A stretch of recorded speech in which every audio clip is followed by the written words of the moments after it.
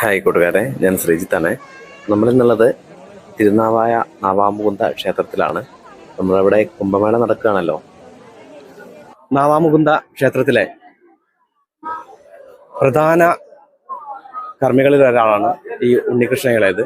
അപ്പൊ അദ്ദേഹത്തിന്റെ വാക്കുകളിലേക്ക് പോകാം. നമസ്തേ. നമ്മുടെ ഈ കുംഭമേളയുടെ ഭാഗമായിട്ട് നമുക്ക് ഈ ശേഷക്രിയ ചടങ്ങുകളിൽ എന്തെങ്കിലും കോട്ടം പറ്റുന്നത് സംഭവിച്ചിട്ടുണ്ടോ? അത് നിർത്തിവെച്ചിട്ടൊന്നുമില്ല. കുംഭമേള നമ്മൾ പുഴയിലാണ് നടക്കുന്നത്.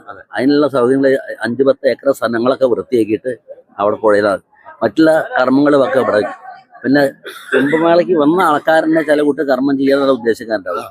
അത് ഇതിൽപ്പെട്ട പിന്നെ 9 മണിക്ക് ശേഷം ഒരു 1 മുതൽ 5 കർമ്മികൾ അവർക്ക് ഭാഗിച്ച് കൊടുക്കും. അവര് ദിവസം വൈകുന്നേരം 6 മണി വരെ ഇവിടെ ഉണ്ടായിരിക്കും. നമ്മുടെ ഈ ശേഷക്രിയ ചടങ്ങുകൾ എത്ര മണി മുതലാണ് ഇവിടെ?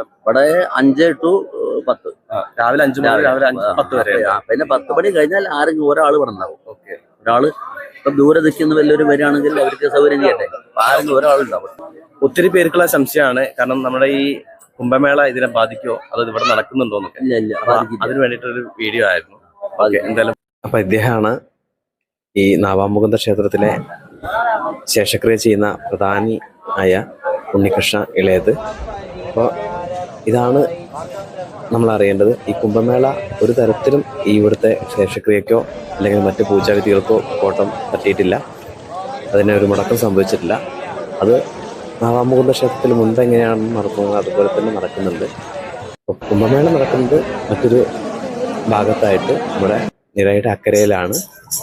അപ്പോൾ ഈ വീഡിയോ കാണുന്നവരെ അത് ശ്രദ്ധിക്കുക.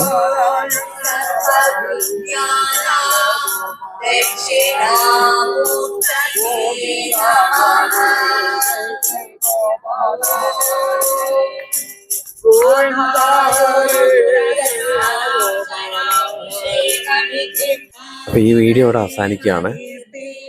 അപ്പോൾ അടുത്ത വീഡിയോയിലൊക്കെ നമുക്ക് കൂടുതലായിട്ടും കുംഭമേളയുമായിട്ട് ബന്ധപ്പെട്ട വീഡിയോസ് ആയിരിക്കും. അപ്പോൾ എൻ്റെ ചാനൽ സബ്സ്ക്രൈബ് ചെയ്യാത്തവരുണ്ടെങ്കിൽ സബ്സ്ക്രൈബ് ചെയ്ത് കൂടെ. കാരണം കുംഭമേളയെക്കുറിച്ചുള്ള നമ്മുടെ കേരളത്തിൻ്റെ കാഴ്ചപ്പാട്, അതുപോലെ ഈ കുംഭമേളയുടെ കാഴ്ചകളാണ് നമ്മൾ അടുത്ത വീഡിയോയിലൊക്കെ ഉൾപ്പെടുത്തുന്നത്. അതുപോലെ നിങ്ങളുടെ വിലപ്പെട്ട നിർദ്ദേശങ്ങൾ കമൻറ്റിലൂടെ അറിയിക്കുക.